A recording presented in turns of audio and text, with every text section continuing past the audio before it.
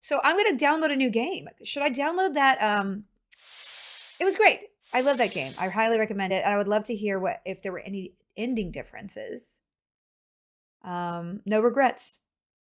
So let's do the that other. Let's see. I'm so tired. Oh, I'm gonna download that other game we could play. Oh, what is this? Ooh. What is this? Potion craft. That looks cool. Alchemist Simulator. Whoa. That's kind of cool.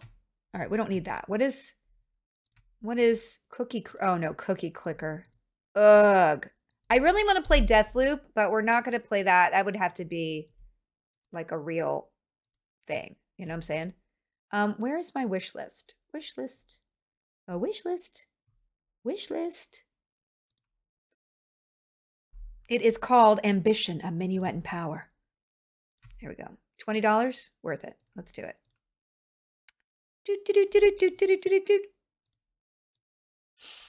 I think Rome was perfect. I know, Cleesmel. I have to say, I can't believe I didn't get all of the and I love you though. That's really upsetting. Here we go. This is a big game, actually. Okay, finish. Let's see.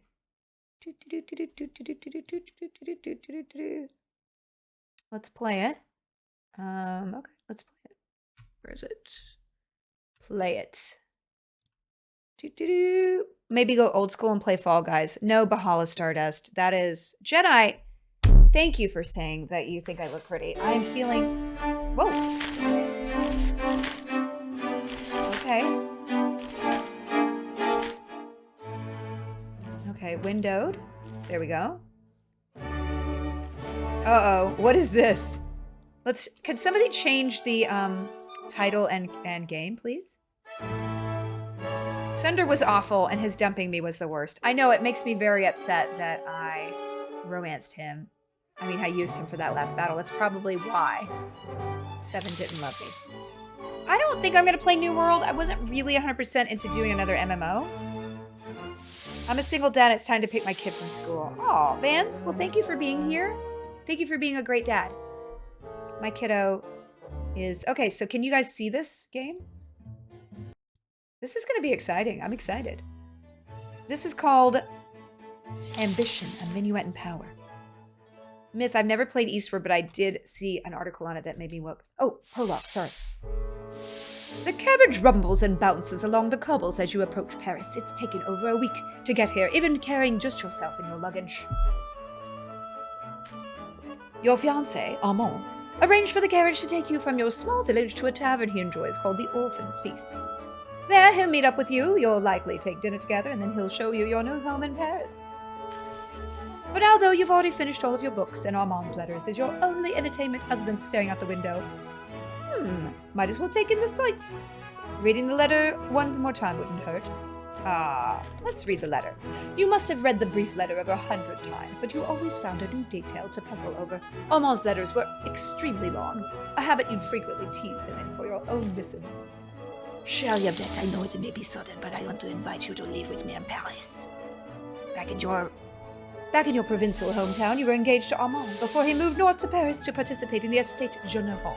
He dreamed of changing the country, and this was the political event of the century. You mailed love letters soaked in perfume. He replied with volumes about how much he missed you. The romance of it all helped make up for the inconvenience.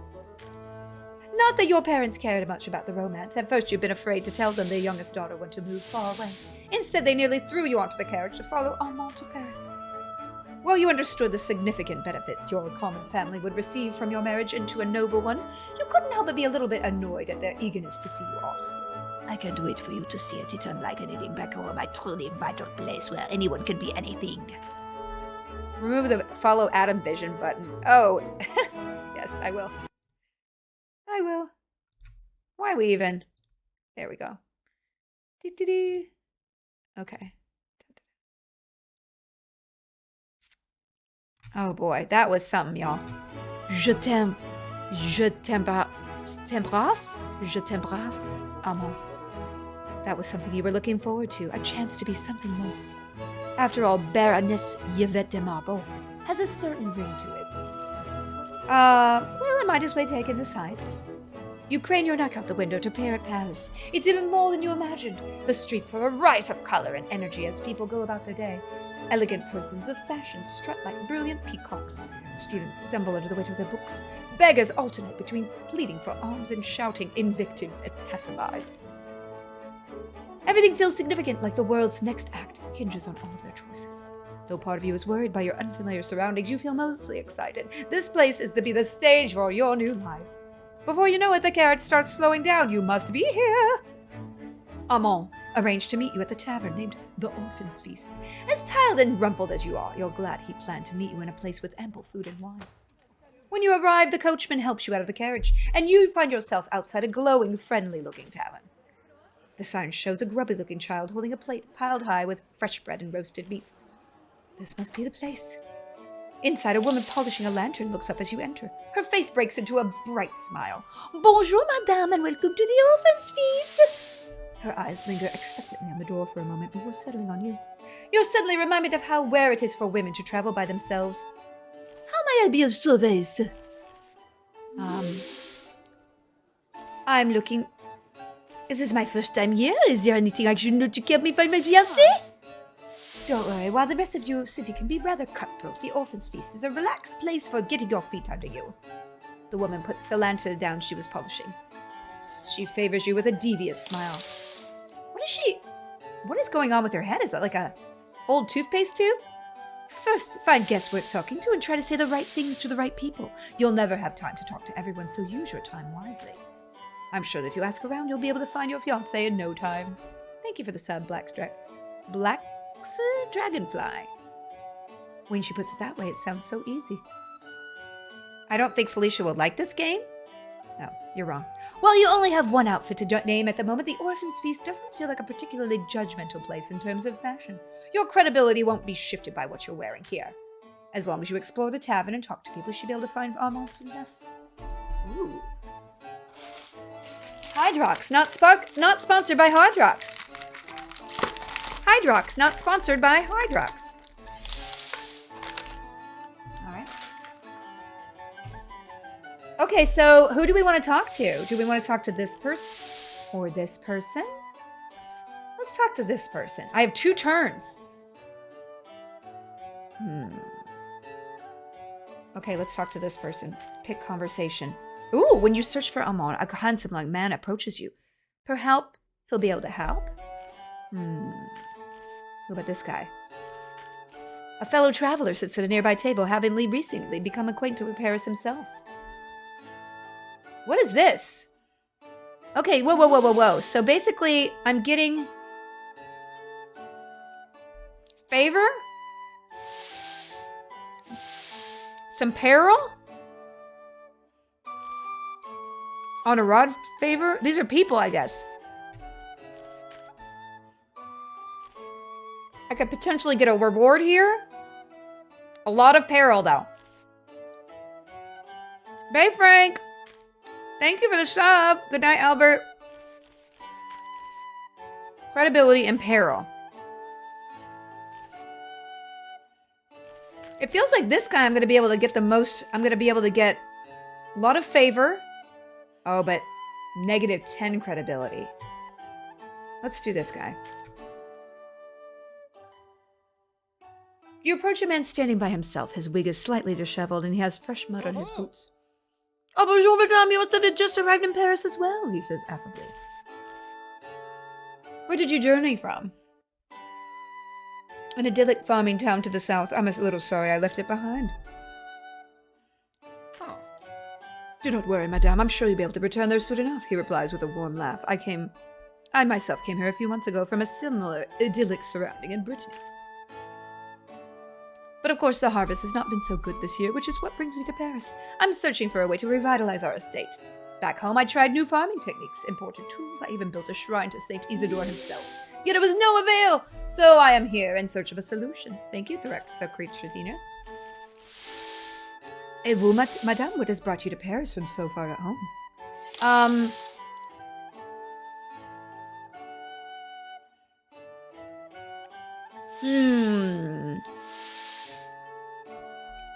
Um.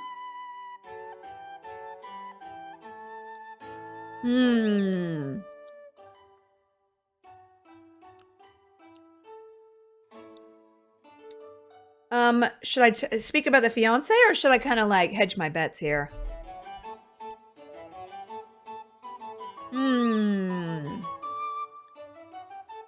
What do you think, you guys?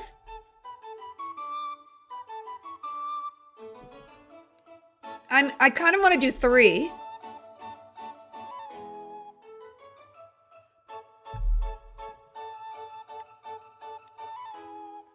I would not speak of the fiance too. Yeah, I think the hub of trade. I'm going to hedge my bets here.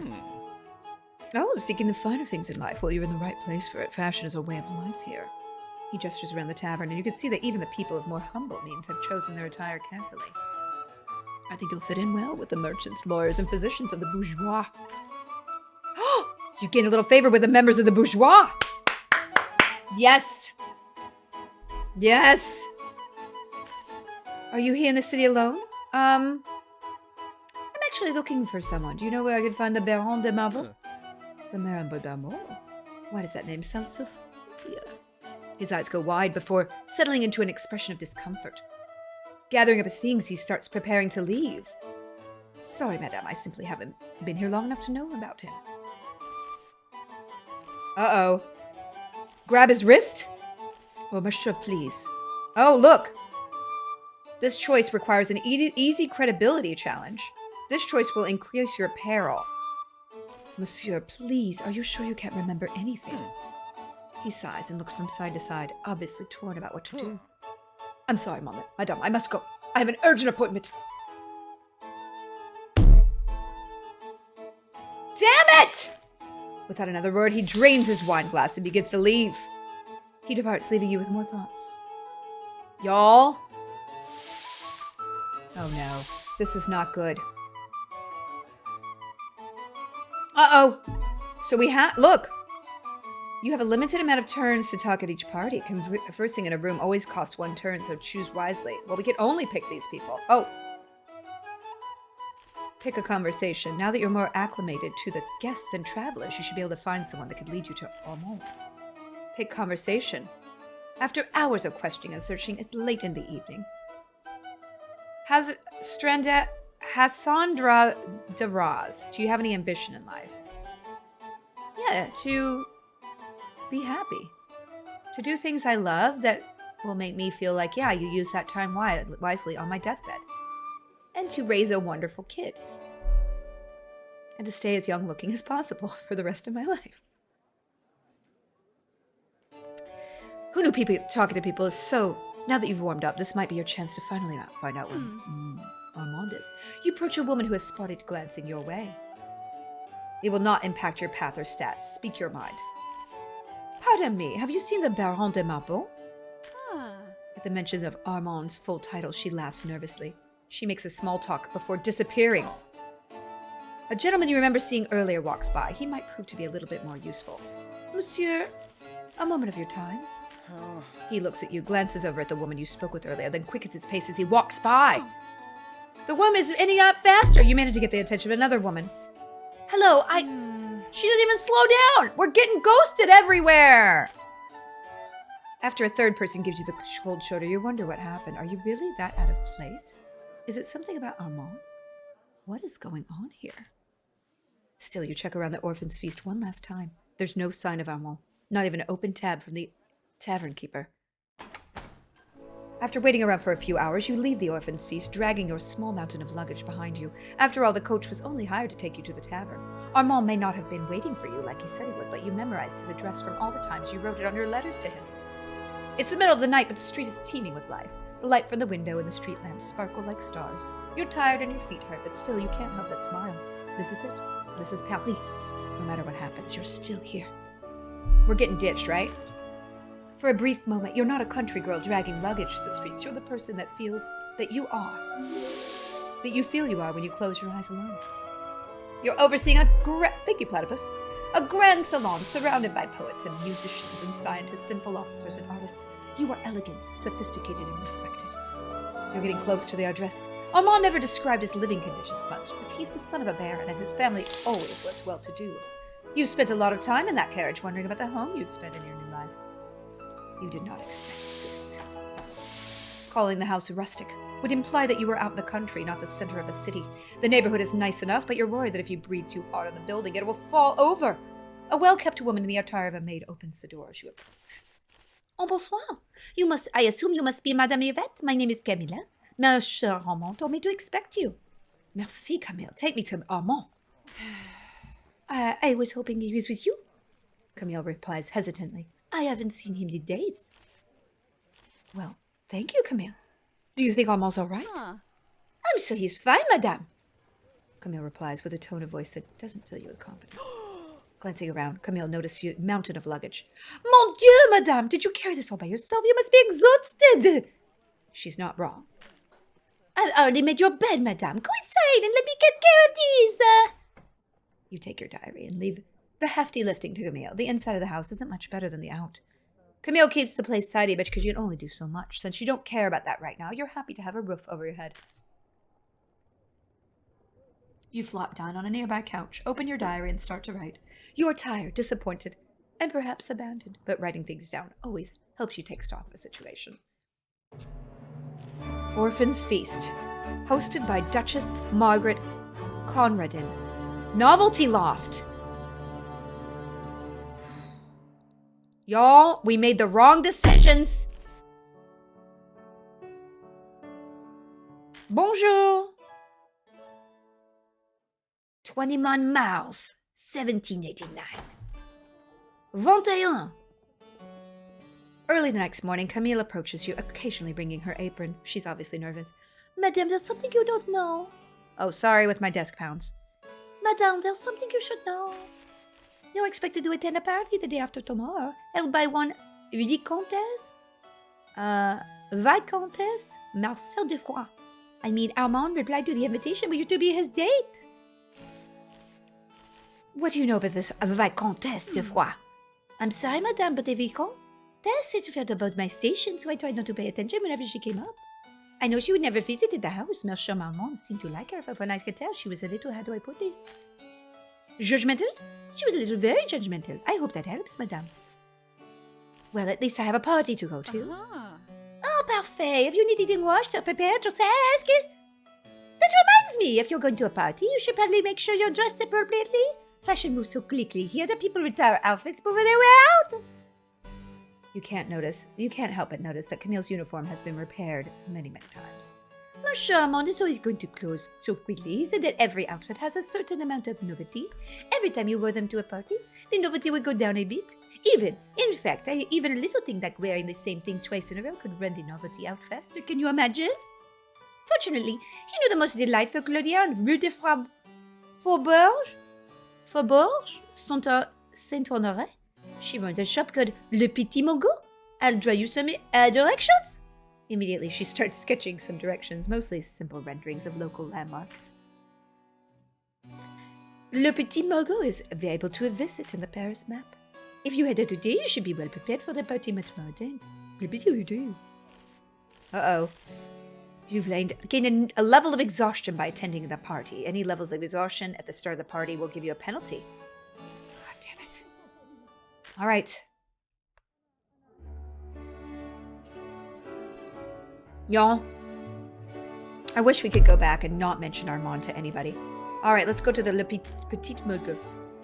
Visit location. Oh, my outfit had been seen. Okay.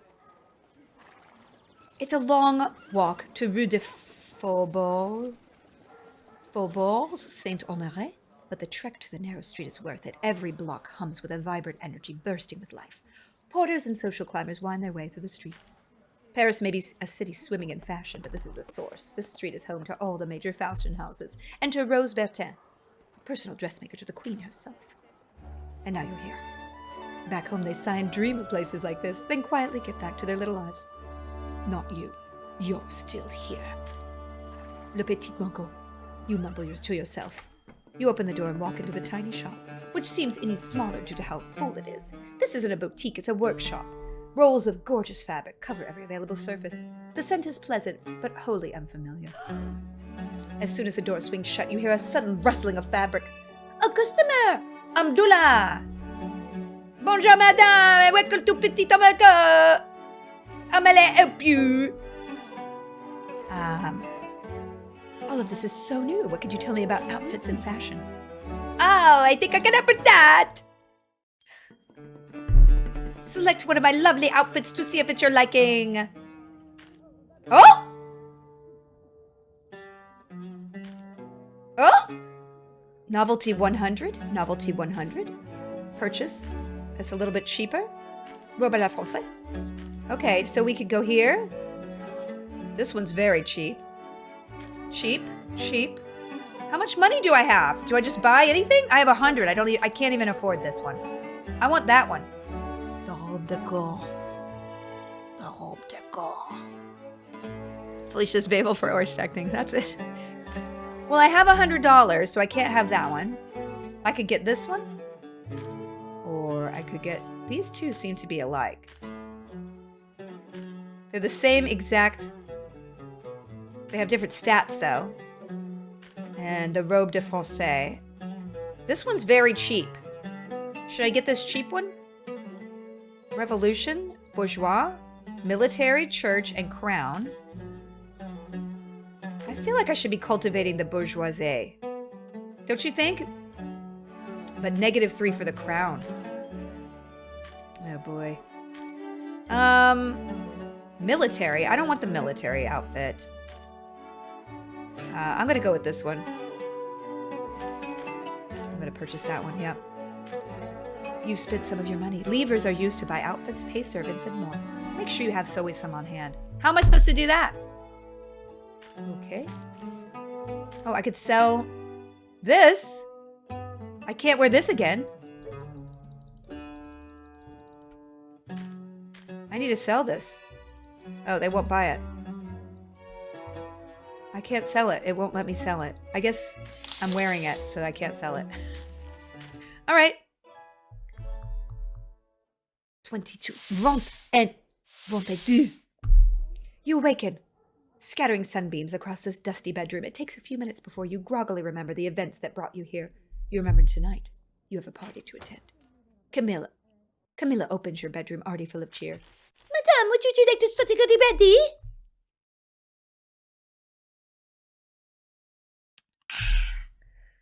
I still have some things I need to take care of today. Uh-oh.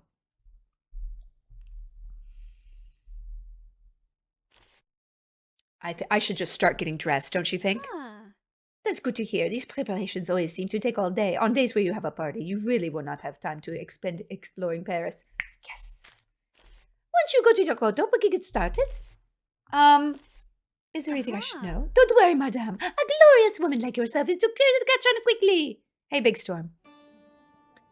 Click here to go to the wardrobe. Oh.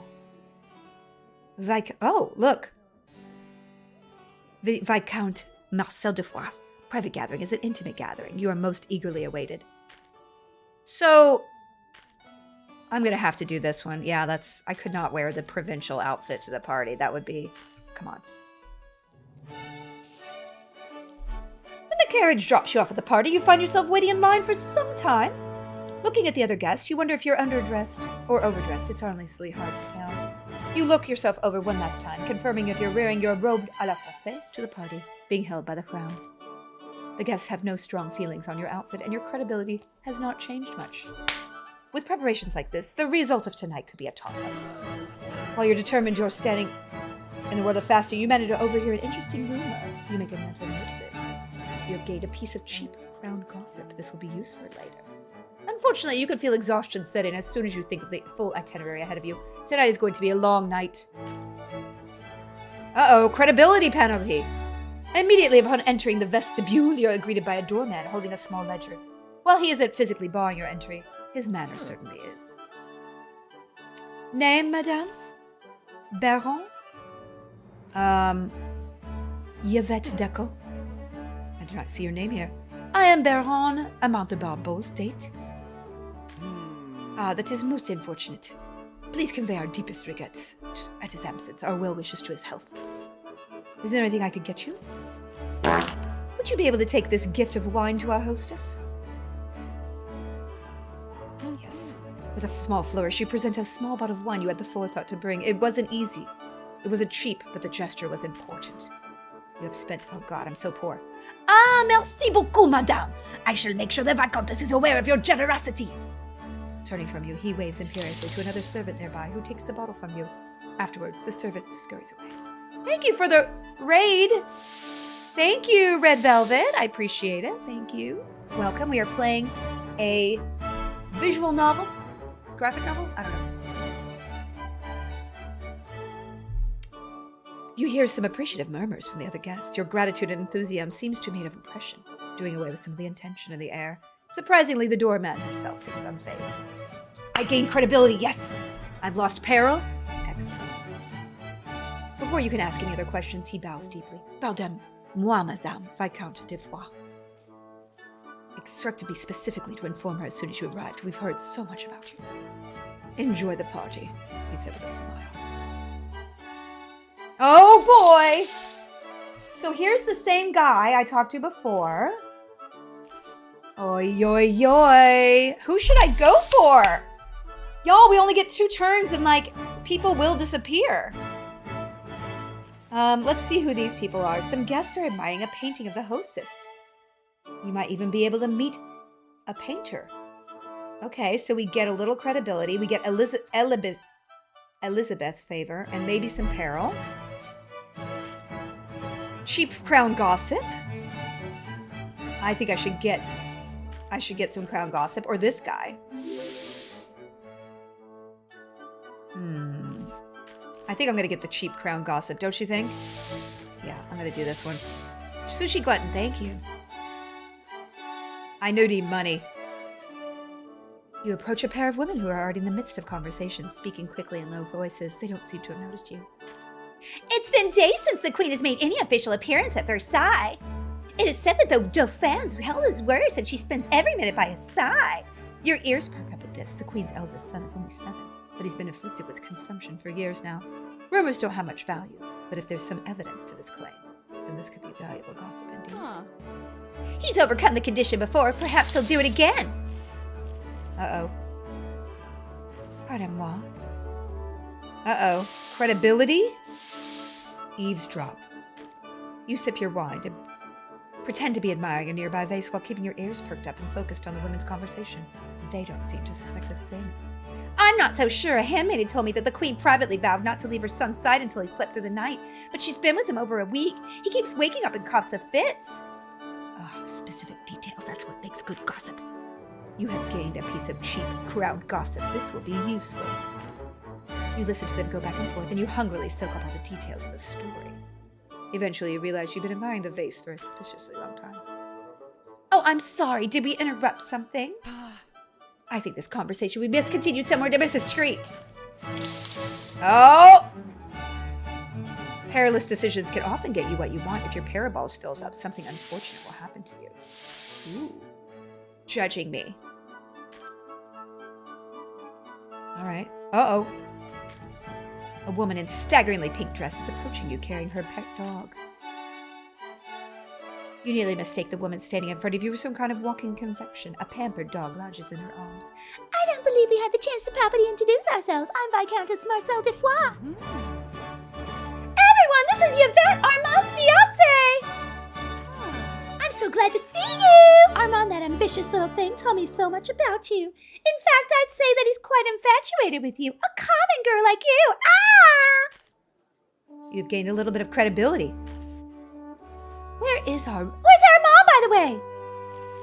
Poor Armand is ill at the moment, but he had just insisted that I attend your party. Oh, really? He insisted? That is so sweet of him. You're really right. He still wants you to meet all the people he's been so fortunate to associate with. It's very kind of you to represent him like this. I'm sure he'll be well soon. Oh, thank God. I mean, I was hoping he'd show his face here, but you'll do. I guess it makes sense you're here. Armand can never stop pestering his betters, so it feels rather appropriate that even when he's sick, he'd send his peasant fiancé to do it. In fact, I almost thought I was rid of him once and for all. Yet here you are with a fresh set of nuisances. Does it ever end? Oh. Uh-oh. Do you always bemoan every nuisance you send a handwritten invitation to? For a moment, the crowd hushes. I suppose that when cornered, even a rat will think it's a lion. You've gained some credibility. You've gained a little favor with the members of the Resolution. Yes! Throwing that shade! She advances on you. Let me be clear. You and your grasping, traitorous fiancé are not guests in my home. Nor will you ever be. I invited him here so I could express my displeasure to him in person. Ooh. Now pay attention because I hate for you to miss it. If you should ever find yourself wandering, your wandering Armand, tell him he's an unwelcome, conniving weasel. Go back to your petty little vision and leave Paris here superiors. Oh, you poor girl, don't look so hurt. Think of this as educational. You don't belong in Paris the same way a stray cat doesn't belong in that dress. You've lost some credibility. God damn it. Trying to look like us? Act like us? Stop it. Stop! You're embarrassing yourself. Oh, no! Now leave my estate and never show your face here again.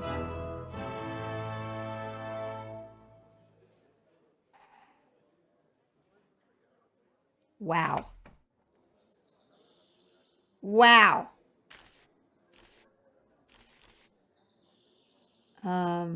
This has been a night. I'll just leave. Choosing to take the high ground, you straighten your posture, striding toward your carriage. While you make great effort to haughtily avoid eye contact, you can tell some of them are quite surprised by your decorum. You have gained a little bit of credibility.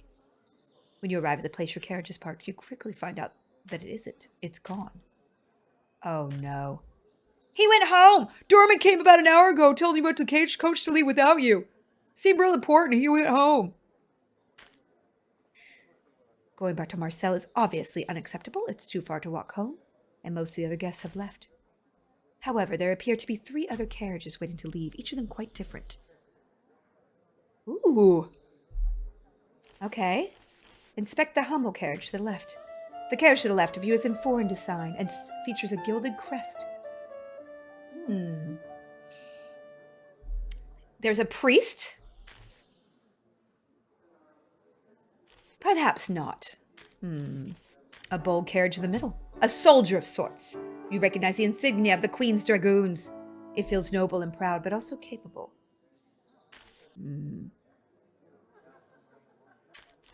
Inspect the extravagant carriage. Your carriage to the right is richly decorated, but somber. The decidedly feminine bent of the decorations indicates the occupant is a woman, but all of the black suggests she's in mourning. Y'all! All right, let's vote. This is an important one. I'm going to get your input here. This is... And I'm going to do it 1 minute. So, new poll. Which carriage? Priest. Soldier. Queen soldier. Widow. I spelled soldier wrong, okay? 1 minute. 1 minute. You hear me? You hear me? 1 minute. See what's going on. Wow. My instinct was the one that's winning, but it's very interesting. Nobody wants me to go with the priest, huh? Nobody wants the priest. Huh. Oh, wow. Look at this. When I said nobody wants the priest, everybody's starting to vote for the priest. So, in the French Revolution, all of the church, this church is probably not going to be it. The widow's going to be the bourgeois, right? So I think that that's probably the safest if we're going to go revolution. All right, let's do it. Let's do it. Let's do it. French priests, yeah. All right. A wealthy widow helping lost souls in needs? Let's go. Settled. You entrust your fortunes to a mysterious stranger. The coachman pays you no heed as you approach the sumptuously decorated carriage. Normally you find yourself quite fearless, but something about this whole scenario gives you pause. Could you knock on the door, call out? You've heard that courtiers in Versailles grow out one of their fingernails so they could scratch on the door. Locked in the cycle of indecision, you curse the fact that you cut your nails this morning. What seems to be troubling you, madame? Madame, my fiancé is lost. Our host denounced me, and my carriage is gone. Can you help me? Oh, tragic. What kind of person would I be if I didn't take pity on such a helpless soul? Madame Gazelle, favor. René, the door, please. With that, René, the coachman, hops down from his box and opens the door. Between the swags of black crepe and the lack of lanterns, the entire inside is shrouded in gloom. A delicate pale head reaches out. You take her hand and step inside. Meow. After a few seconds, your eyes adjust to the shadows, and you see the woman in front of you. She's older than you, but younger than you'd expect. In mourning clothes, drinking a fine glass chilled with water. My name is Honorade. What should I call you, madame? Deco. Yvette Deco. It is a pleasure to meet you, Yvette Deco. Should we be off? She knocks delicately on the roof. With a clean crack of the coachman's whip, the carriage makes its way toward Paris. Well, I saw you a few times during the party tonight. I know you're new to Paris. We never had a chance to properly introduce ourselves. However, I did manage to hear about your most unfortunate run-in with their host. Why were they so dreadfully cruel to you? Apparently, they're enemies with my lost fiancé and want to slum him by berating me. Honorade doesn't speak for a while, instead choosing to stare into her glass with an expression of surprise and disgust. How vile to find a person who has been beset by such great misfortune, to treat her then, mistreat them, just to posture among one's cohorts. That is truly despicable. You must be quite strong to endure such dreadful treatment. You have gained favor. I assume you have already planned your revenge, no? I know I would be. After a long silence, Honorade leans over the window. Now I'm sure you already know just how dangerous it is to accept rides home from strangers. We could be going anywhere right now, and you would not even know it. She's making a good point. Honorade interrupts her train of thought. But of course, my best way to fix that is not by being strangers. Ask me some questions, so you may properly judge my character. How did you know our host? Would you believe I don't? Not really. Of course, now I know what they did to you. I have no intention of getting to know that conniving wretch at all. Until a few years ago, I was actually quite the homebody. My husband's textile mills made more than enough money for me to live a life of leisure, which he was happy to have me do. Though I'm sure he was frustrated by my unwillingness to attend all the big parties his clients would throw. Crowds don't really suit me, you see. I prefer more intimate gatherings. However, when Charles passed, I kept getting invitations. He had so many friends, and I hated the idea of letting them down more than the idea of being in a room filled with more people I don't care about, so I started going. Listen to me. That was certainly more than you asked for. Now, what about you? I've always dreamed of being in Paris. It's a city at the center of the world. Oh, running away to the beauty of Paris, to see and be seen among the philosophers and persons of fashion. Oh, she loves it. It's really sweet, and I'm not just making fun. You are a sweet woman. Perhaps I am getting ahead of myself, but I imagine the next question you'll ask me is how long I have been in mourning for, no? She's not wrong. That's a reasonable question, though not one I like answering. You see, as of last week, it's been 2.5 years. You can't help dwell on the fact that 2.5 years is far longer than prescribed period of mourning. You're very polite. Most, when they hear that, they take it upon themselves to chide me for breach of decency. What do you think? Is 2.5 years too long to mourn for last love? There is something romantic about casting aside decency for the sake of grief. I think so too. How can we say that love is someone if we are not willing to defy the rules of decency to do it? Yes! BFFs. We yearn for a beloved that would do anything for us and us for them. Yet the moment we see a pair of lovers actually behaving this way, we tell them they are sick or wretched. I'm glad you know you haven't fallen into a little trap yourself. The journey home lasts for a long time. It doesn't feel that way. Oh, she is my BFF. She talks about love and loss, passion and transgression. You barely notice it when the carriage arrives at your home. Without interrupting you, Honorade singles to Renee. The coachman silently hops from his box at the head of the carriage and opens the door for you. Honorade offers her hand, and when you take her hand, you find herself looking into your eyes. Yvette, may I ask you to do something for me? Certainly. When I introduced myself earlier, I told you to call me Honorable. And that I've spoken to you a little more, I've had a change of heart. I would much prefer if you called me Madame Gazelle when you address me. Would you be more comfortable with that? Yes? Why exactly? Because any relationship with another is about more than who they are. It's also about who that other sees you as. And I think any relationship we have moving forward would be more pleasurable if you referred to me by that title. Do you understand me? Yes, I do, Madame Gazelle. Merveilleux! Wow. Hopefully we shall meet again, bon nuit, Yvette. Wow. Red Velvet, thank you for the sub. You gained favor with Madame Gazelle. Camille's already there. Who was that? A very intriguing woman, one that I'm hoping to see more of. Your mind brimming with new possibilities, you get undressed and open your journal. Look at this! Okay, so I guess novelty lost. We got some cheap ground. We got some credibility. We lost money. We got some peril. And we got Honorade favor, which is very good. Oh, chapter 1. That was just the intro, you guys. You awaken the next morning. Unable to go back to sleep, you spend time tossing and turning before sitting up. The only option is to decide what to do next. You feel exhausted in your very soul. Like your fate in Paris has already been decided and that to remain here would be pointless.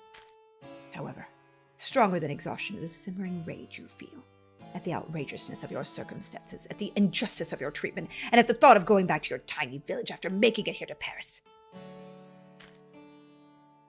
Oh, Pyrrhicos, thank you. You must go back. You cannot go back, not while a single candle of your ambition burns. Camille pops in. Hey! Bonjour, madame! It looks like you had quite an active night. Is there anything I could get you? I'm not sure. Do you know how to make a murder look like accident? Unfortunately, madame, the only things I've killed are rat and fish and chickens and one porcupine. They didn't look very accidental either. I don't think I'll be able to help with murder. Now, if you wanted me to clean up after a murder, that I can do. Still, I can't let you start your morning without something to drink. What can I get you? I'll have tea, please. I need to keep my wits about me if I'm to regain people's trust. Thank you, Platypus Power. Camille returns so quickly with the tea, you're certain she made it ahead of time. Your tiredness fades. Your anger does not. I'm going to get that back. You've gained little trustability. You take a few moments to finish your drink and collect your thoughts. Something that keeps coming to mind is all the gossip you've heard. Most of it was idle prattle, but some of it felt scandalous and valuable. Without an inheritance or job, you'll need to make some money. Maybe someone will be willing to buy that gossip. Isn't that a thing people do? Well, I was at the Le Hall the other day. Someone mentioned something about a newspaper with these amazing society pages. It was called La Trompette du Peuple. Oh, they'd have to get their stories from somewhere. I bet you'd be great at that, madame. Merci, Camille. I think I'll just do that. With that, your day begins. Okay, well, we got to get this going on, y'all. I don't have any money. I've got to just sell. I've got to go here. You walk through the city, following Camille's directions. Eventually, you find yourself threading through narrower and narrower streets. The alleys feel almost oppressive in their closeness. This is before Napoleon redid it, so it would have not had the big boulevards that Paris has now. You finally see the sign for La Trompette du Peuple. The paint appears to be fresh, but the office seems awfully small. The door is locked. You give it a knock. There's a note. It reads, Office temporarily closed. We apologize for the inconvenience. It's at that moment you realize the splashing of the fountain's getting louder, accompanied by some of the most inventive profanity you've ever heard. You decide to investigate. Kapoor man, thank you. Ah! You come upon a man in grubby finery, up to his knees in the fountain. His shoes have carefully been placed at the water's edge. He does a little jig as he dropped a wet coin into the snuff box, which is crushed tightly. Noticing your presence, the man in the fountain turns to you. Are you Pierre, the esteemed editor of La Trompette du Peuple? Well, in fact, I am. Hold on. My name is Pierre Renard. How may I be of service? If I wanted to sell some gossip, how would that work? Oh, due to this, don't worry, it's much easier than you think. This list shows of all the pieces of gossip you have at the moment. Click on one of them. Oh. The queen was recently seen bedecked in a spectacular new diamond necklace. Is it a sign of royal power or unnecessary evil? Oh. Gossip's value is determined by its tier and freshness, but it also has an effect. If you peddle influence, I'll take the gossip for free, but you can use that effect to change the standing of a faction. However, right now you need money, so click on a sell gossip. Okay. Well, I guess I'll sell this gossip. Yes. If you do this, there should be no chance of the public finding out.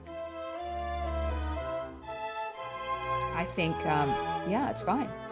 What about this one? Oh, value. Oh! I could peddle influence. Increase for free. Oh, okay. If you do this, there should be 1 in 20 chance of the public finding out. No, let's just sell this gossip. Okay, we're good. 1 in 20, we're okay. We needed the money. 1 in 20 is okay. Hey, all Sheldon. I haven't saved it at all. Probably should have saved it before I sold that. You wake up the next morning to a polite knock on your bed. Madame, there are a lot of letters for you. Are they for me or are they for Amon? They're for you, madame, every single one. Are these party invitations? Why would anyone invite me to a party? Well, madame, you're a little famous right now. Everyone's heard about your run-in with a dreadful party I hosted a few days ago. How they preyed upon your honor and spirited away your carriage driver, leaving you trapped in alone. You don't think that's exactly how it happened, but decide against spreading over the details. Then, when all was lost, you were saved by a beautiful stranger who escorted you home in the moonlight night. It was so romantic, no? Oh, the rumors are running rapid. Why, just in the market the other day, I heard someone saying that you've taken a liking to... actually, never mind that. Never mind what? It's just rumors from the marketplace. It's fine.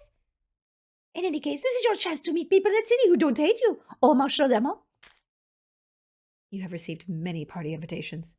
Wow. In fact, I'm sure that anyone who really judges you fairly is going to love you. How does any of this work? Don't worry, madame, it's quite simple. Requests the attendance of Madame Yvette Decaux to choir recital. This intimate party is sure to be of very high gaiety. You've invited me to several parties. Camille will show you new invitations as you receive them. Choose accept or decline to decide which parties you'll attend, or choose close to skip and choose later. Parties take up your whole day, but you can find gossip and advance certain stories there. Okay.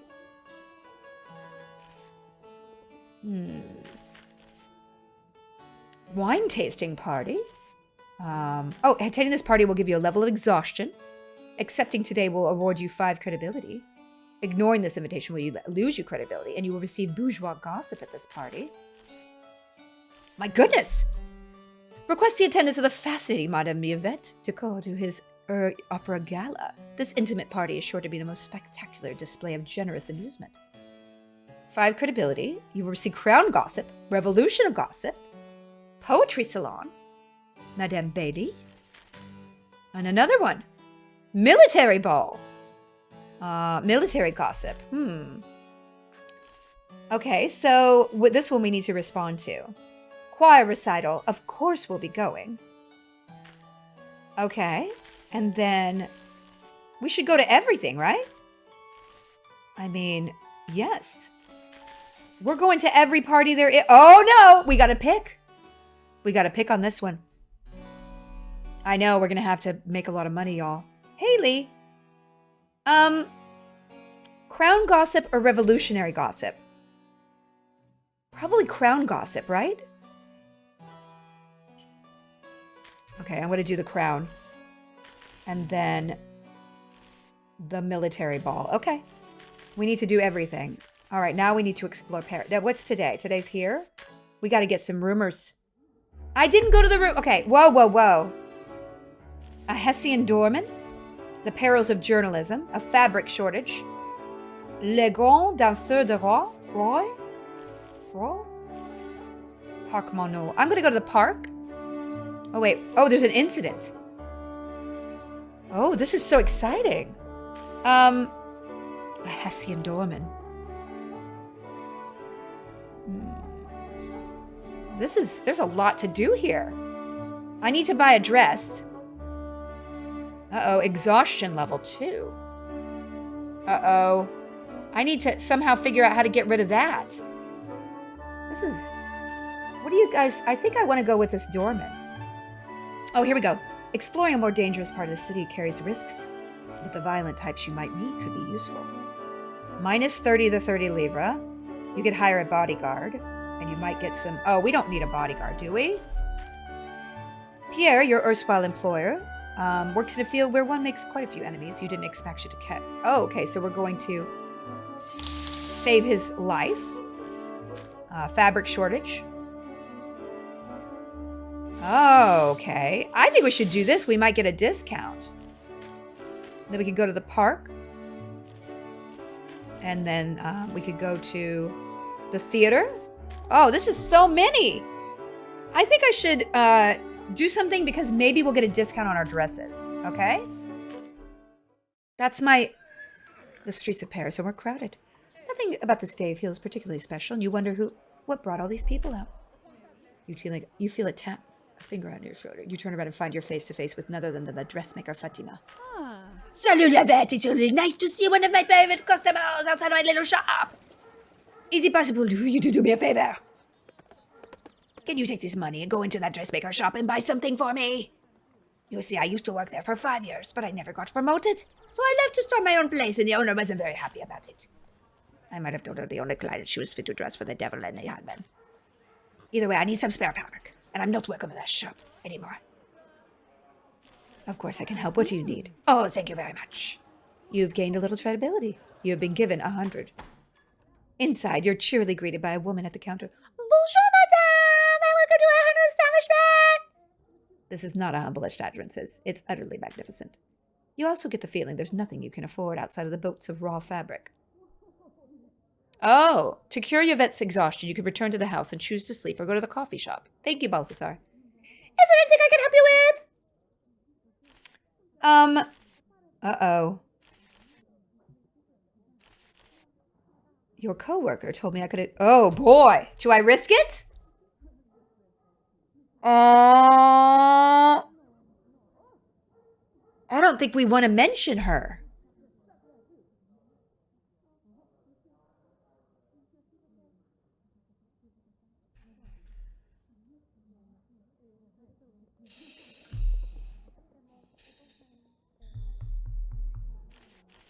Encore, madame! It's really Fatima's order, but they don't know that. You make the payment, and she happily wraps up your order. You order in hand, you step outside. Oh, thank you so much. It's exactly what I needed. You gained some credibility. The two of you make small talk. Well, maybe she'll give me discounts. Okay, I have to get a new dress. Right? I have to get a new dress. Next morning, you wake up from a long night's rest. Feeling pretty much the same as you did last night. You've been feeling tired since that terrible party anew. Bonjour, madame, you look unwell. I do feel unwell. Well, don't worry. These sorts of things used to happen to Marchand Armand all the time. He would attend all these parties, then forget that sometimes he needs rest. Armand was always the sort of person who'd burn the candle at both ends. The more parties he attended, the more exhausted he was, which made things harder and harder for him. Remember, madame, instead of spending the day outside, you can always rest for a day to recover your strength. There's nothing wrong with taking a break every now and then. Oh. I just might... Don't I need to... Oy, oy, oy. I might just do that. Wee wee! Ooh. Okay, church gossip. Yes, we're going to every party. Okay, so I've got a party. I gotta go get another... Wait, I could probably wear that same dress because nobody saw it, right? Can I wear the same dress, do you think? Or should I have to get a new dress?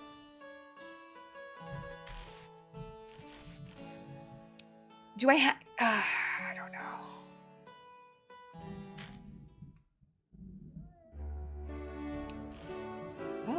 Oh, it's all different. I could go to... It's a rendezvous for drinking and cabaret. Or, oh, look at this. Oh, the cafe! Okay. Minions. You come across the hirelings of one of your earliest enemies, but what are they up to? Outrageous resolution gossip. Ooh. Ooh. Outrageous crown gossip? Okay. No. I don't want the bodyguard. You spot a certain wealthy widow making inquiries with the creator of bespoke furniture. What could she be up to? Uh-oh. Okay, I'm not going to do that. I kind of want to do this.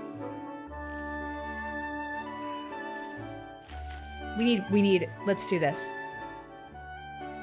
We're going to wear an old dress. Don't forget to drink the coffee. I'll do that later. Or yes, I'll go to the coffee shop tomorrow. Your exploration of the city extends later into the day, and you find yourself wandering relatively empty streets. Out of the corner of your eye, you spot a disreputable man step out of an alleyway. Walk away. This normally wouldn't be a cause for concern. You've seen plenty of the city's criminal class on your walks. However, right before he passes you, you see him tuck a letter into his coat. A letter written on fine paper, sealed with the same colored wax used by Viscountess Marcel de Foix. Against your better judgment, you start following this suspicious man. You manage to stealthily shadow them. He whirls about you. Who the devil are you? Ooh. I'm the only person who could stop you from getting caught, you incompetent fool.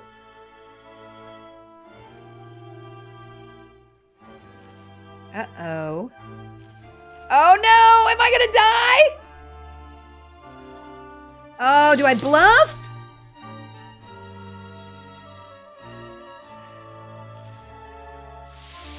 Bluff. What? How dare you speak to me like that? You have gained a decent amount of peril. However, my employer has certainly been jumping at shadows as of late. Perhaps things have grown as dire as they claim. So what do you want me to do then?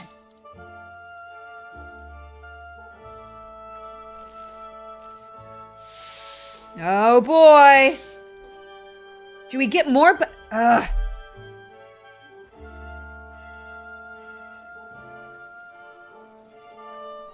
We gotta get this. We gotta get it. Fine, here's the letter, but know this: if you ever breathe a word against me to Maximin, I will have your head.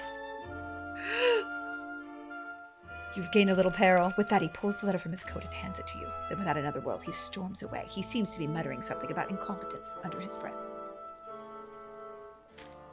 With letter in hand, you press your back against a wall and make sure you're alone when you learn something about your erstwhile nemesis. With a quick slice of a small knife you keep in your bag, you delve into the letter to see what perfidery Marcel is up to. You wearing the same outfit often will reduce the positive effects of the outfit. Oof. Damaging gossip. Extremely damaging, in fact. Carefully rereading the letter again, you also manage to gain some knowledge about their future plots. It should be a little easier to sidestep their machinations now. You've lost a little peril. Tucking the letter into your stage, you quickly head home before anyone had a chance to ask questions about your curious behavior. It was a fruitful day indeed. All right, so...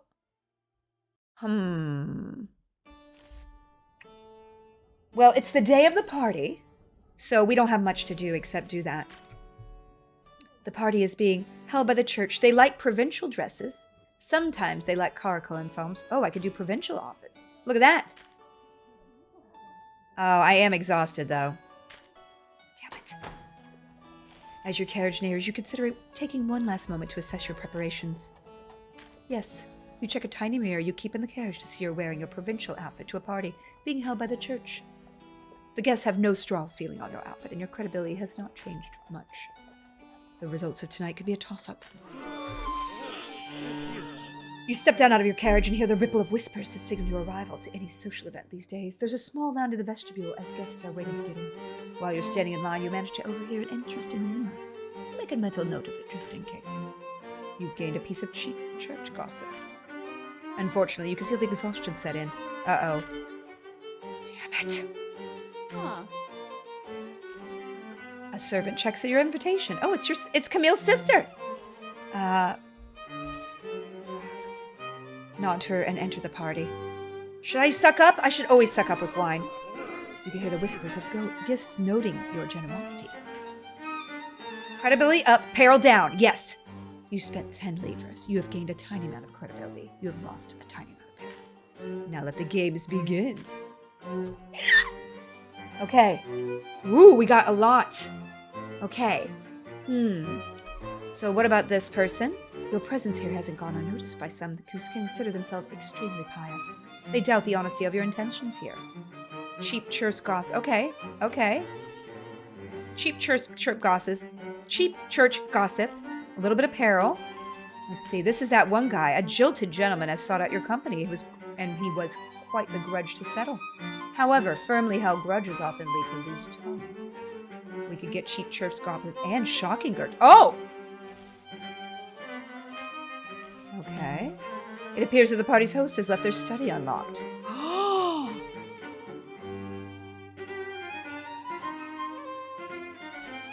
Oh, but if I'm caught... There's a woman here who apparently used to work with Pierre in the past. As a fellow huntress of gossip, the two of you might have a lot to talk about. Oh, this one's hard! Okay, I don't care about the hostess. Because I'm gonna get, this one.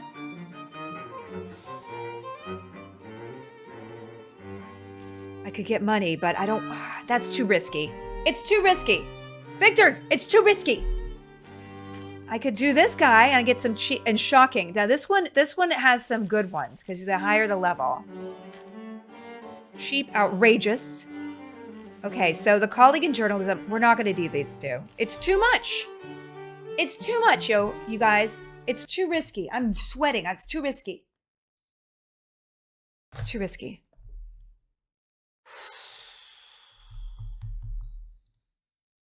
I don't know. I think I'll go with this guy.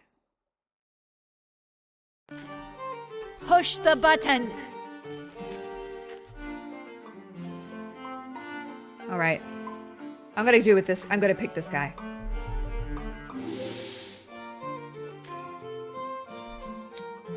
Between clusters of the party, you notice an older Push the distinguished man. button. He's swaying, which is very good. After all, a drunkard and their secrets are easily parted. You immediately head over. Oh, bonjour, Madame Decaux. I am glad to be in your infamous presence. In fact, it is most fitting that you are here with me.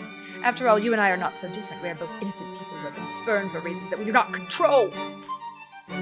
Also, between you and I, I've always thought that Marcel was a spiteful and gaudy woman. Damn it all, where was I? Ah yes, my family's always been loyal and a Catholic one, at that. In fact, my great-grandfather fought beside His Eminence, Cardinal Richelieu at La Rochelle. When my wife fell terribly ill last year, I donated much of our fortune, so that the priest might pay for her health. Teacup Goblin, thank you. Yet, despite my generosity, she died. It was some consolation to find out that our community's donations would be used to fund the construction of a new chapel a few blocks from here. Then yesterday, I went to the very chapel and found my wife's name to be absent from the list of dedications. I've lobbied this bishop repeatedly about the injustice. He claims to be too busy at the moment and has no time. It's an outrage of the worst sort, which is why I'm here drunk and concocting a way to correct this dishonor. The only solution is vengeance. What secrets of theirs do you have? What's that you say? You're saying I should speak ill of the church? Oh no! Fuck. That's a fantastic idea. In fact, I know just the thing. Damn it. Damn it! That was not the thing to do! God damn it!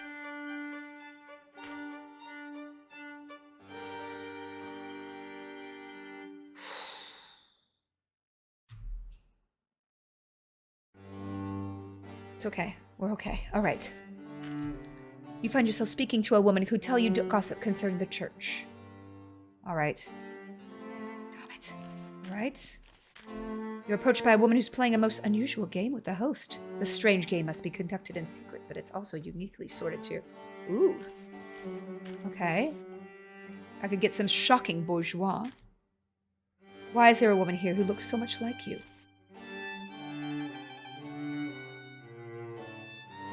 What the hell? Two men have sequestered themselves. While together they are resolute, they may prove easy to tempt when separated. Ooh, oh, okay. Wow, so basically it's taking one of these people's sides, confronting a woman who looks like me, playing an interesting game, or getting some outrageous gossip. I kind of want this shocking bourgeois gossip.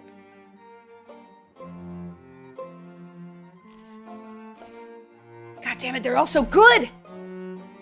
They're all so good, you guys! What am I gonna do?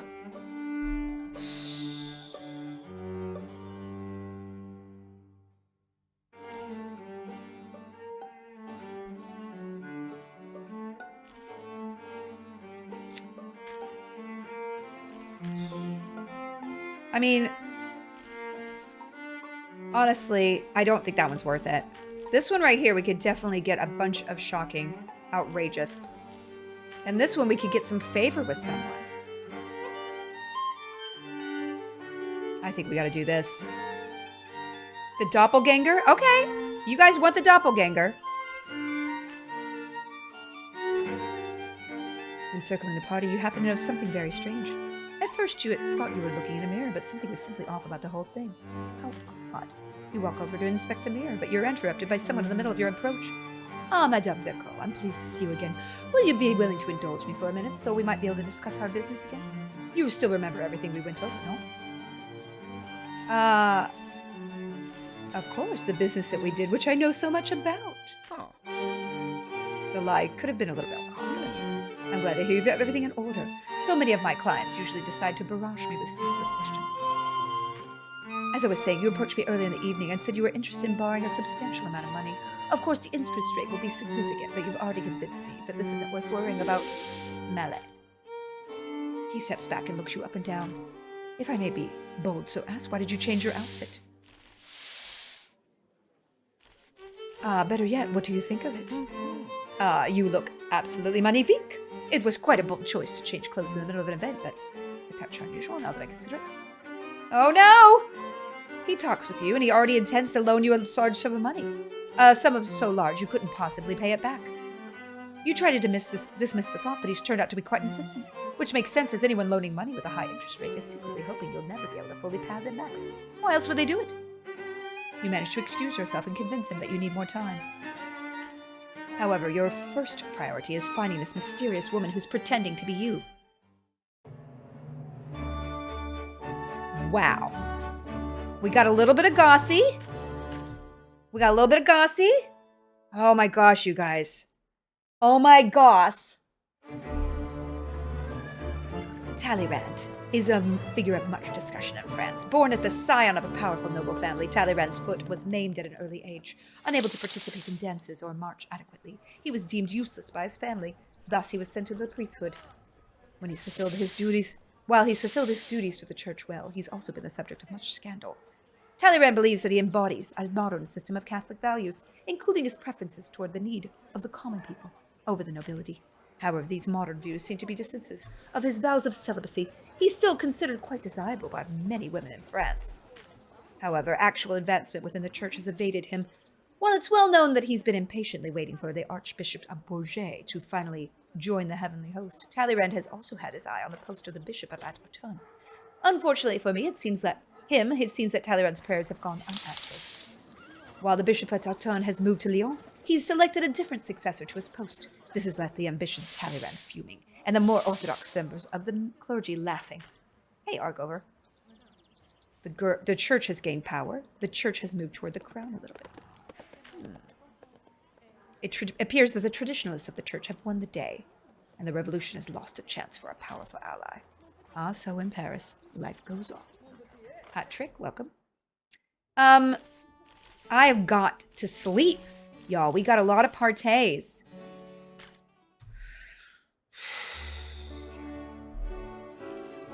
Rumor mongers. Boy. Furnishings. Music to your ears. A chance conversation that might have the power to subtly alter the future. The maid and the archer. You come across your own maid of all works, who seems to be in a little bit of trouble. Well, what's the... I need some money? I need to sleep. I've got to go home, you guys. I've got to sleep. 3? I did it. I'm sorry. I just needed to... It was 3, and that was going to be a big penalty. How do I remove peril? Something bad's gonna happen to me. Oh, you find a letter on your nightstand. It's sealed with a rich purple wax seal bearing the initials HG. Opening it up, you find a letter from Honorade, written in flowing cursive. It might be your imagination, but you think you could smell the slightest hint of perfume in the air. Mayor Digital, thank you. Chère Yvette, it was truly a pleasure to have your company in the ride home from the otherwise dreary party. Still, I see that the thought that our host was as out to ridicule you, in front of all those people, no less. Such a thing must not go unpunished. This is why I've been digging in some rather dark corners of the city. I have some information for you will find quite interesting. Honora goes on to describe a particular fountain deep in the city. She'd like to meet with you in secret, as she's worried someone intercepting the letter. Is your enemy really that powerful? Honorade's clue is now available to visit. Please meet me there as soon as you can, and I'll share what I've learned. Bien, effectivement, Honorade. Using your map, it doesn't take long to figure out where this particular fountain is. You could visit it today if you want. Well, we could do one thing. We could go get some money. We can't get a new... The problem is, you guys...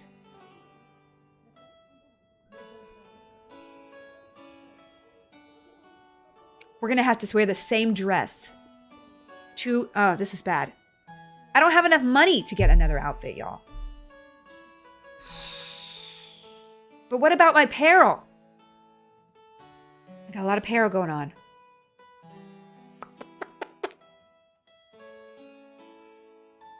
I can either go to the fountain, sell some stuff to get money to get an outfit later.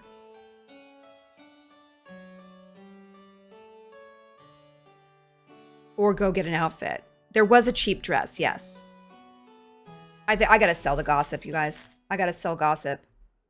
I have 3 pieces. I gotta sell the gossip. I need money. Oh. You spend a few moments waiting around before Pierre arrives. Why is it's my newest coming on? Please come in. You have got to give delicious information. Where's Armand, and how do you know I'm looking for him? I'm done trying to find Armand. He could seek me out if he cares so much. Oh. Ah, yes, the sting of desertion can sour one's opinion. Your Armand has been thoughtless as to abandon you in this cruel city, this den of vipers, and now you seek to charge your own course. No. Barbaric toast, thank you. I doubt anyone could blame you for wanting to seize your own destiny instead of chasing his. Now on to business.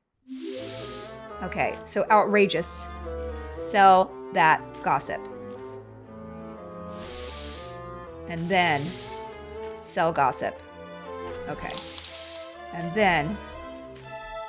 Oh, no. 1 in 10? Okay. Thrill House, thank you for the sub.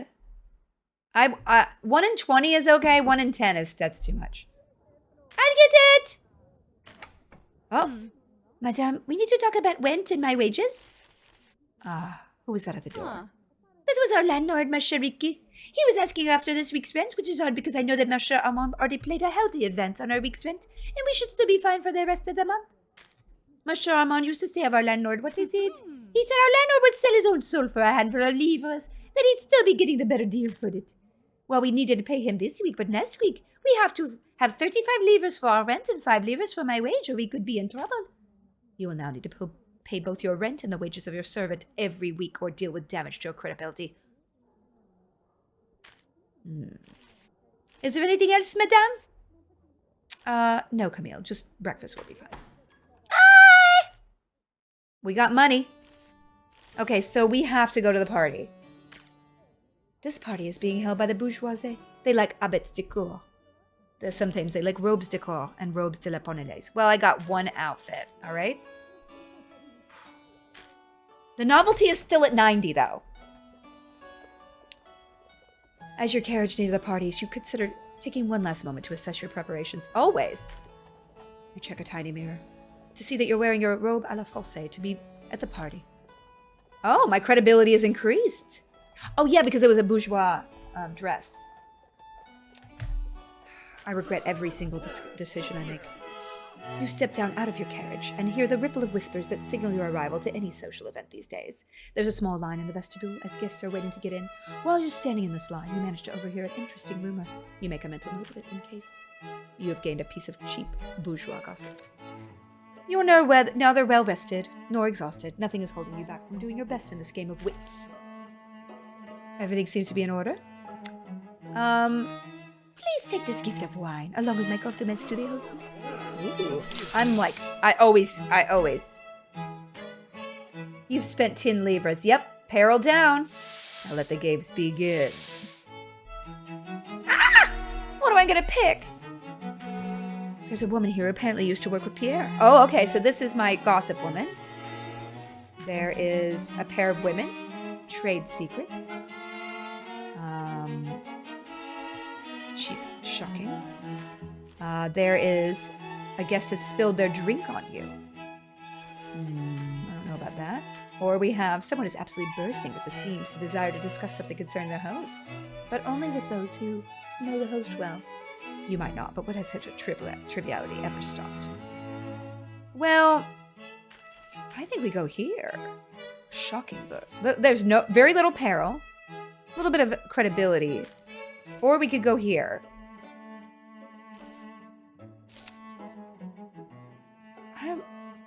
I'm going to do this because I want to meet the woman who used to work for them. You approach a woman who's been eyeing the other guests in particular familiar way.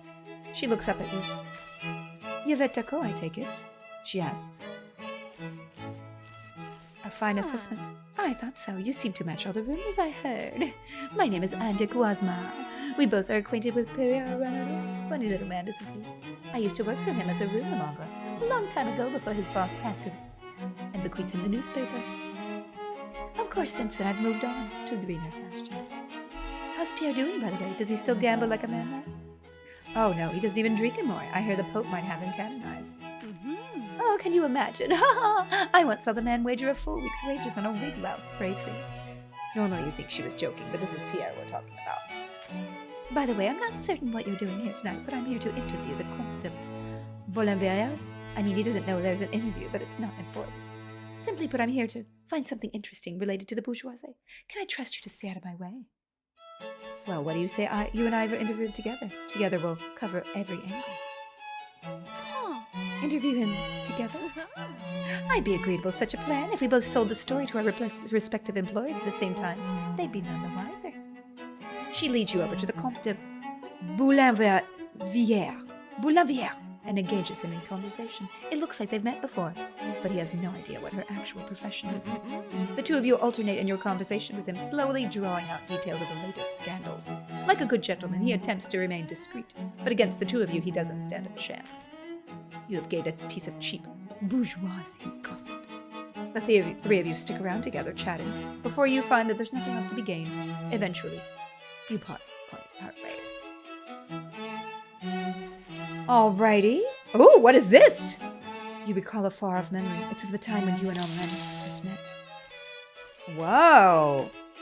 A chambermaid has been charged with returning a lost pouch. Oh. A chambermaid has been charged with returning a lost pouch of coins.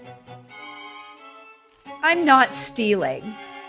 A messenger has arrived at the door. This scandalous news might be worth quite a bit if one were to obtain it. It appears... Oh. I want the Armand, right? Everybody... You want me to turn the music down? There we go. Let's save the game.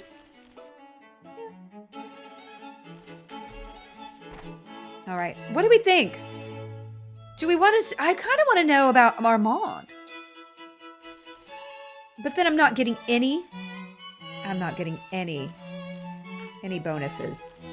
Here's just money. I'm not doing the money. No. What do you think, you guys?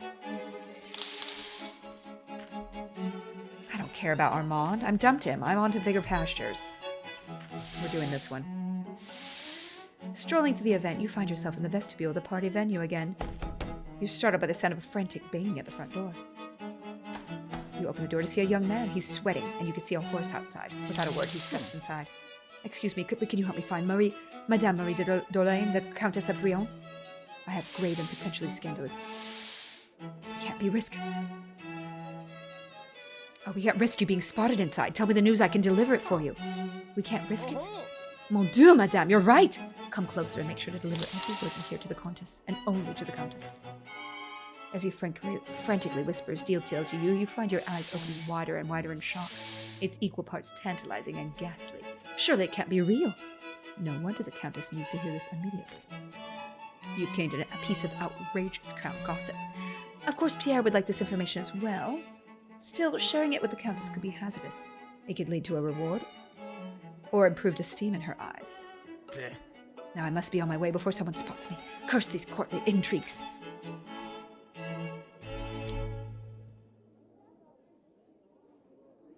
Hi! I 3 Lindy? Y'all, what do I do?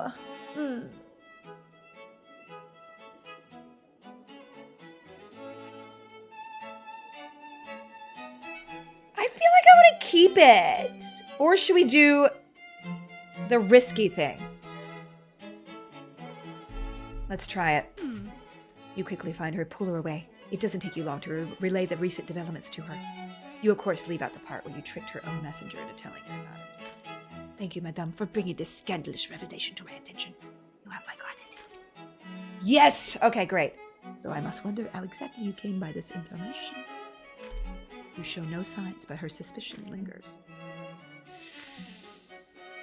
Damn it. Well, that was certainly something. Hey, Bree, thank you for the raid. Okay.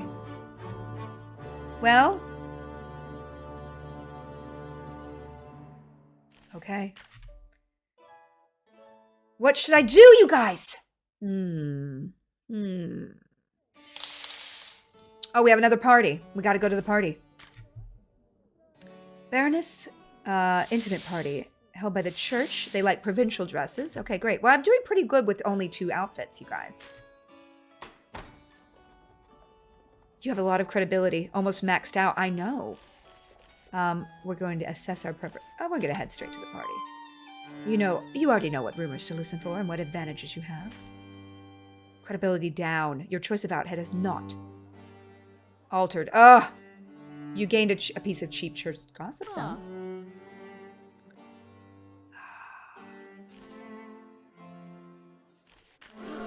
I can't help it. I always give wine. That's my thing. Now let the games begin. What is this? You come across a priest in a corner hiding from the other guests. He's quite sweet. Oh, Ludovico. All right. These guys? Oh, this is the guy, we can, okay. And then we could, okay, so these are a bunch, oh good, so I don't care about Armand. I'm going to talk to the priest, I think. Yeah, I'm going to talk to the priest. Although, it's always good to have some favor. All right, I'm just going to pick this conversation. Hey, Yuzi. Exploring the party, you find yourself in a quiet room that the other guests seem to have forgotten about. Right as you're about to leave, you hear the rustling of paper. You check behind the door. That's where you find a priest reading a book. Hello, sexy. Oh, filo de putana! I'm pretty sure that means vagina. I am sorry, madame. You just started me. Who are you? Are you alright? The book is bound in faded red letter, and it's well read. Well read, it does appear to be a Bible. You try to keep your facial expression neutral when you recognize the book. L'histoire extrêmement vraie de Julie d'Aubigny. It's a romance, the tawdry kind, filled with rebellious and wanton women. Certainly a fun read, but not what you were expected. He notices your wandering eye. My French is still rusty. This one was as easy to read than the others. Well, at least you found something exciting. I love the horse chase at the end. Adamant, thank you. It's been so far and so far. I still have the escape from the nunnery. Love it. Please let me introduce myself. I'm Father Mario Sidotti. You're Yvette, are you not? You certainly match your description. What am I doing? I beg your pardon, Madame Yvette. I swear I'm normally more social. It's just that my recent assignment has been rather unbearable. Oh, unbearable. How so? Recently, my superiors in Rome assigned me to interview one Monsieur Bellond. We're trying to form a complete picture of the situation in France. Tonight, I tried to speak with him, but it's awful. He never met a man so determined to see the worst in everything. So you're saying I can be as rude to him as I like and it won't change anything? That's not what I meant, but I'd love to see it anyway. If my duty didn't require me to forgive a man's failing, I'd be eager to try it myself. Ooh, he loved it. But please, enough of my martyrdom. What brings you here?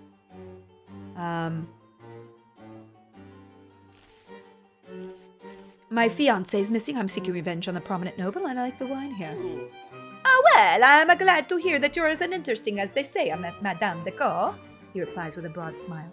I have to admit that this party was not particularly interesting until you arrived. Yeah, he's loving me. However, one must remember that even in the city, even the walls have ears. You hear the footsteps of a servant going by and wonder if your proclamation will reach the ears of your various enemies. It will. Oh no. At that moment, a dour and unsatisfied-looking man enters the room, his brow knit in a permanent furrow. Ah, there you are, Father Sidote. I thought you'd gotten lost. This building is rather poorly designed, as you say. Is this lady bothering you? No, I'm not, monsieur. You see, people come to parties to actually enjoy themselves. I'm sorry, Monsieur Ballon, but he is assisting me with a matter of faith. I can't wait. A matter of fate, oh, yes, I suppose your inconveniences would have to take priority over my interview. Monsieur Ballon replies, trapped by the need for propriety. You actually got rid of him. I thought that was amazing. He's loving me. The two of you chat for a little bit longer, and you seem to get along quite well.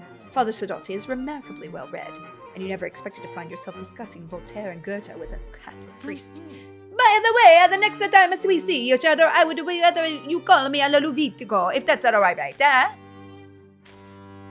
With that, he gives you a bow and leaves to attend other matters of the party. Ah, what a sweet man. Hopefully I'll see him soon.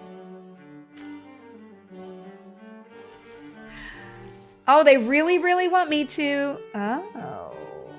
Oh, no. Ah. Ooh, this woman. Somebody is bursting at the seams with a desire to discuss something. Nope. Ooh. All you have to do is deflect the tiresome bloviating of a particularly boastful church patron. All right, let's try it. Deflect. All right. Your latest conversation is taking place in a rather gaudy chapel, separated from the rest of the guests. Bathed in the light of a few votive candles, you're speaking with a woman who apparently knows quite a bit about the party's host. Any gossip you manage to obtain from her would clearly concern the church. Suddenly, a man approaches the two of you, speaking at a jarringly loud volume. Good evening, madame! I see you two fine ladies have joined the chapel that I already funds for. Quite a lovely piece of architecture, and I've often felt the piety is best expressed with marble and gilt. That's quite generous of you.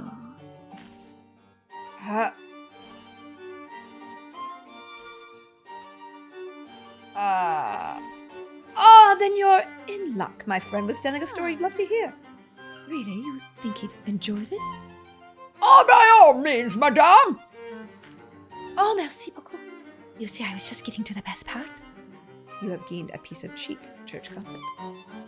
With your valuable information obtained, you sit back and allow this interloper to flood the both of you with a deluge of irrelevant stories about how important he is to the local parish. However, you quickly realize there's no end to his self-aggrandizements, so sensing the first opportunity, you leave. All right, we're doing good. We don't need to buy that many outfits, y'all. Okay. We have to go. Okay, we got a couple of days here. We've got to do a couple of things. I want to go get Honorod's clue. We got to do that one. And then we've got to sell. We got to go here, and then we got to sell gossip, and then we got to. You leave the house earlier than usual that morning, uncertain as how long it'll take you to walk to the fountain that Honorod mentions in the letter to you. Given that you're still new to skullduggery, you decide to dress in darker clothes and stuck to comfortable walking shoes. Surprisingly enough, you managed to find the fountain without getting turned around. It seems like the perfect place for a meeting like this. There's just enough people wandering around you won't see to draw attention, but few enough you'll be able to find somewhere secluded to talk. Looking around, you can't spot Madame Gazelle anywhere. You take a seat at the edge of the fountain. You get comfortable, if anything. You pause for a moment to reflect on the decisions that led you to get to a point in your life when you're having secret rendezvous with a glamorous widow to learn the secrets of your most hated enemies. Only after a few minutes of waiting, Honorad's carriage pulls up and Renee, Honorad's trusted coachman, steps down off his box. It's the middle of the day, but the inside of the luxurious, decorated carriage is shrouded in gloom. Honorad steps down from the carriage. Bonjour, Yvette. I hope you haven't been waiting long. Please step inside. I would rather not share this information while in public. Merci. Oh, je prie. Je t'en prie. You've gained a little favor. As with before, it takes a few moments for your eyes to adjust to the oppressive dark. Madame Gazelle follows you inside and takes up her normal seat across from you. With a silent signal to Renee, the carriage takes off. She sips at her glass of water and spends a few moments simply looking you over. Since you're here, I assumed you read my letter. It's possible that you're more forgiving than myself, but the thought of what happened to you that night still makes me livid. At first, I admittedly knew very little bit about Marcel, but the more I started learning about her, the less I liked her.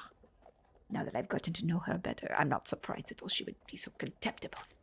So I did what anyone else would do. I held meetings with as many of your business partners as I could, claiming to be interested in investing my husband's fortune. They, of course, fell all over themselves in order to meet with me and try to part me from my late husband's money. During those meetings, I asked about Marcel's family investments and pretended to be very impressed with whatever they told me. However, in that whole time, I couldn't find evidence that any of her family's investments were older than 30 years old. 30 years is a long time for a single person, but that's not how the aristocratic family sees the world. This Gazelle family's fortunes is 40 years old, and we're still derided as new money. As if recent success was something to be ashamed of. To put it simply, why would our family pretend her fortune is older than it really is? The gaudy wretch is hiding something about her money. Knowing what she's like in public, anything she went to hide must be dark indeed. You're enjoying this, aren't you? Oh my, yes. I like you, and I despise Marcel. The idea of you toppling that tasteless wretch is extremely satisfying. Keep in mind that if you were going to bring about her ruin, the best time to do so would be on April 24th, the night of her birthday masquerade. It's her birthday, so she'll make every effort to keep all the attention on herself, which means that any damaging revelations you happen to bring to light would be impossible to ignore. Of course, to do this, you'll need to find evidence and an invitation. Given what I saw from you last night, I have a feeling you and I share a flair for the romantic. I expect that whatever you choose to do will be suitably romantic, considering what she's done for yourself. While we must unfortunately part ways, I wish you the best of luck in your quest for vengeance. Wow. Researching Marcel. Uh-oh. April 24th, y'all. Okay, well, I need to sell my gossip. The military's payday was yesterday. However, the financial situation of the crown is perilous. Much to everyone's surprise, the crown managed to reach deep into his purse, and the debts were settled. The military appeal is safe. Oh. Okay. Oh man, we're almost finished with our stream. How's that? Okay, so we have two... I think we can do one more party and then sleep on this day and then go to this party. Because we did 3 last time and I think it'll be fine. So I need to... Oh man, I want a new dress. We're just going to have to... Oh, a certain widow and a certain priest. I need to... Yeah. A luxurious restaurant. God damn it. I gotta sell this, right? I gotta sell this. I need another dress? There's just too much to do. Oh, madame, thank God you arrived. I've been keenly checking the reins of public opinion, and my finely honed journalistic senses tell me that our readership desperately cries out for stories, considering the bourgeoisie. However, I'm at a loss for such information. If you can give me fresh gossip relative to that faction in the next 10 days, I'll reward you with a moderate reduction in barrel. Great. I can do that. Oh, fantastique, madame. I knew you were the perfect woman for the job. I already await your success with bated breath. Now then to business, yes. I think I have bourgeoisie. I have it. Yep. It's exactly the salacious trash our esteemed readers went. Okay, here it is. Yes. Okay, we're good. And then I don't want 1 in 10? That is not very fresh. This is a little less fresh. All right. Well, I don't want to do another one. Hey, Raven. Should I do another one? I'm gonna sell it. Oh. Madame, it appears you have done me a great service. With this latest gossip, I can finally launch my most controversial social piece yet. In fact, your contributions have been so great they must be recognized. You are no longer a mere gossip monger. You are today a journalist. You have reached the rank of journalist. The title itself is meaningless, but it sounds nice. Now I assume you wish to know more about your beloved Armand. What do you know? It may shock you to learn that your Armand managed to keep some rather opinionated company. While the details of their beliefs have been remarkably difficult to track down, I know 2 things about their views. The first is they show an open disdain for the country's current laws and privileges, which made them unwelcomed with the aristocracy supporting the crown. However, they also harbor a strong devotion to the Queen, which alienated them to the nationalists in the revolution. There's a studio in the 7th arrondissement where he and some of the like-minded individuals prefer to discuss the proper course for the country. Painters in the front, planning in the back. The Guest Royal raided the studio a month ago and arrested everyone there. While supporting the Queen is certainly a crime, something about this group's beliefs was making someone in power quite uncomfortable. The studio's been abandoned ever since. Go there and you might find something that leads you to your Armand. Nice. Now, before you leave, madame, I hope that you do not forget about me and my humble paper. I still find your social insights valuable and I'm always willing to pay for anything you can bring me. But of course, I think we make good business partners, no? Now you flatter me, madame. Bonne chance. And may God see fit to reunite you with your Marmont. Adieu. Okay, so now we need to get some hot goss. We gotta get them hot goss, okay? Oh man, we're almost finished. We gotta do this. Okay, this is it. We gotta get, the 24th of April, we have to take this bee down, okay? You walk to a section of the city between the 3rd and 4th arrondissement. Viscountess de Foix isn't just a member of the aristocracy. She's a woman who wields her title and noble privileges like a weapon. There's only one place to learn more about a woman like that. Le Place Royal, the favored social spot for all the aristocrats in the city. The hub of all gossip. If there ever was telling a secret or salacious rumor, this was it. You remember reading about this place over a year ago. Its storied buildings are even more impressive in person. Without the benefit of a title, you can't approach any of these groups directly. However, there's nothing to stop you from overhearing things as you pass by. Staying on the absolute edge of conversations, you circle the square, pretending to be a traveler, just admiring the apartments and gardens. The first hour you spend on this task yields no information concerning Marcel, but you do manage to hear some gossip a certain newspaper might appreciate. During the second hour, you heard something about Marcel's father, the former Viscount de Foix. Apparently, the Viscount Alphonse de Foix died a few years ago, and his funeral was so lavish that people are still discussing it. Not exactly what you were looking for, but we're on the right track. In the third hour, something piques your interest. Apparently, Marcel is rather obsessed with her clothing and personal appearance, and claims to be a fashion icon. Do you get to decide that about yourself? Isn't that something else? Something that other people have to call you? Marcel's vanity, demanding nature, and abrasive manner had led her into serious disagreements with dressmakers and clothiers across the city. In fact, some of them simply refused to do business with her anymore.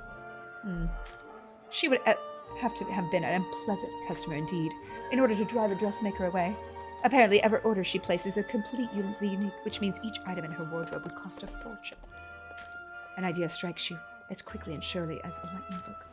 Each of the vile Viscountess's dresses would have to cost far too much to just pay for it in coins. It would require a banknote. Any dressmaker that works with Marcel would have to know the name and address of her bank in order to collect payments. All you have to do is find someone who had worked with her in the past, someone with a grudge. This will bring you one step closer to having the dark secrets of Marcel's money within your grasp. You need to find such a dressmaker. But where? The 3 d'Avril. Well, we have to go to the party. And we have to sleep after that. Oh boy.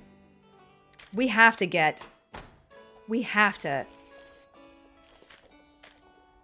Credibility down. Ugh. Tonight's gonna be a long night. Oh no. Please take this gift of wine. We got a lot of money though. Look. We have to go shopping.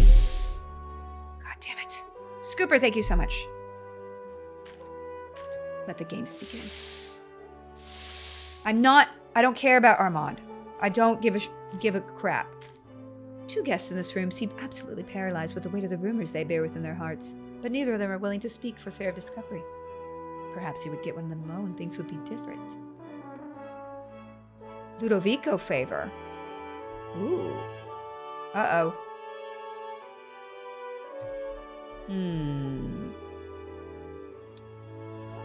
Minus Ludovico favor. So he's probably having an affair with someone. All right, let's do... I don't care about you, Armand. Strange noises in the coat closet. You come across a painter locked in a conversation with an amateur. Oh, Nox! Thank you so much. I really appreciate that. My goodness. Appreciate all those gift subs. Everyone definitely appreciates.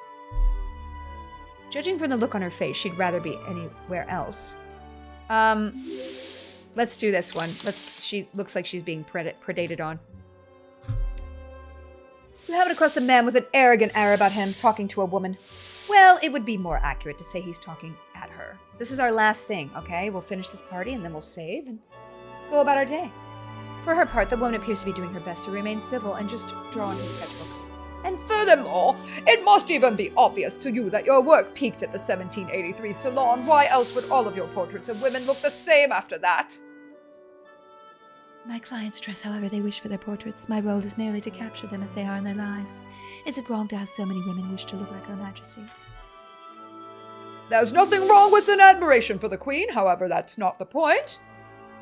The point is that you reached your ceiling because you stopped focusing on your own merit. Oh, the point is you reached your ceiling because you stopped focusing on your own merits instead of you chose to attach yourself to... I'm really sure this is really interesting to someone, but I'm done now. Madame Lebrun replied. She looks at you. Madame, would you like to talk elsewhere? I'd love to. Oh, you can't just walk away from a critic of your work. Rapster, ready for the sun? You're not my teacher, and this isn't a critic because I don't want one. Ah! Critique is something you ask someone for. I never asked for your opinion, so I don't need to listen to it. The critic narrows his eyes and hisses at Lebrun. This self-importance of yours can't last forever. A few moments of silence. She turns to you. Who are you, anyway? Do you remember that woman, the Viscountess de Foix, absolutely loathes? Now, wait a minute. I'm going to take a risk at that, because remember when we were at that, there was a painter there. Viscountess de Foix? Why does that name sound familiar? Oh, I painted a portrait of her a few years ago.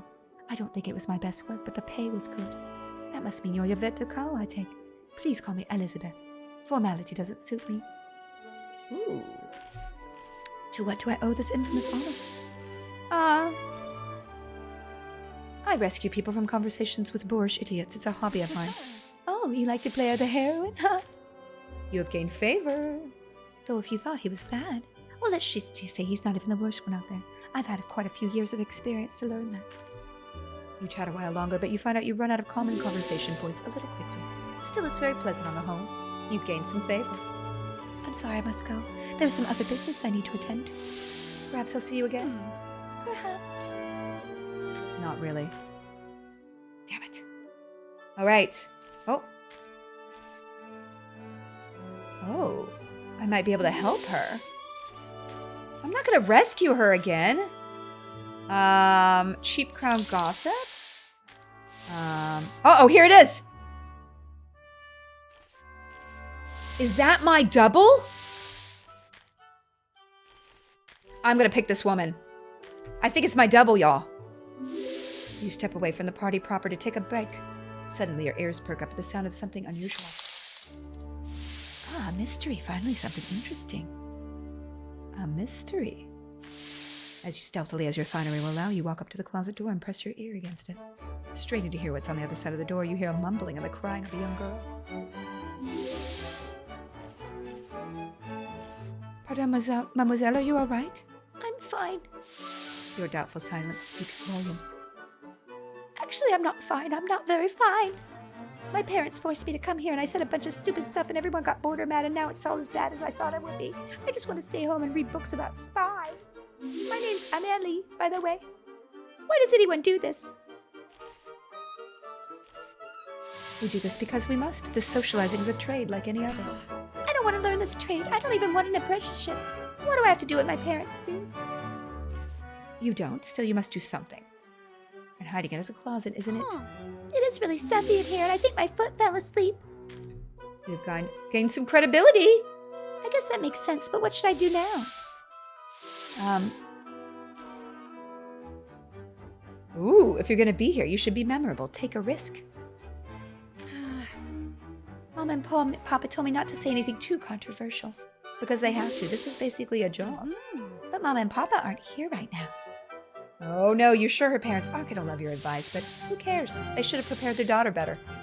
You've gained some peril and a little bit of credibility. Slowly, the closet door opens all the way. All right, here I am. Time to do party stuff. Dabbing away the last traces of tears. You see a little bit of yourself in her, and you're not sure if it's a good thing. Guys, we have to get a new outfit. All right. It's 4:03. We need to. Oh my god. There's so much to do. We need to rest anyway. Okay. All right, here we go. We're gonna save it. Ah! Good morning, madame! The house's rent is due today as are my wages!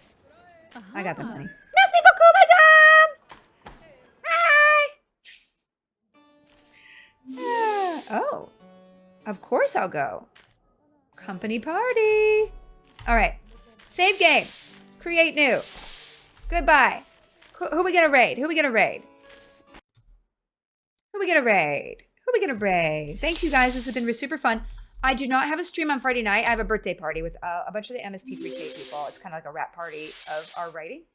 And so, we will not be, no solo stream on Friday, but, let's raid Shannon is live. Because I love me some Shannon. So yes, no stream Friday. Sunday, I think it might be Guild D&D. If it isn't, it should be. I just need to find DM. I was waiting on someone. I just forgot to email them back. It's been a while.